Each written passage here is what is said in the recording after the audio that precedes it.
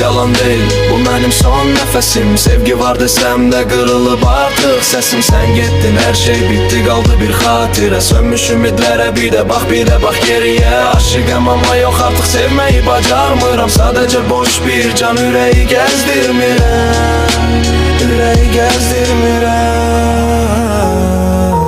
Pəncərəyə baxıram, həyat davam edir, herkes öz işində. Məni kim bilir ki, unut dedilər, amma necə bilim. Gözlərimdə yuxu yox, hər gecə eyni zülmət. Sənin şəkillərin qalıb köhnə telefonda, hər baxanda bir bıçaq saplanır sol qoluma. Mənə lazım deyil o xoşbəxtlik hekayələri, tək istəyim o günlərə qayıtmaq geri gəl. Unudulmaz anlar yadımda, hər kəlmən indi mən yorğun, amma sənin gülür üzüm. Başqa bir əllərdə o xoşbəxtlik səninmi? Bu ağır yükü daşımaq tək mənə mi qalıb? Hər yeni sabaha eyni sualla dururam.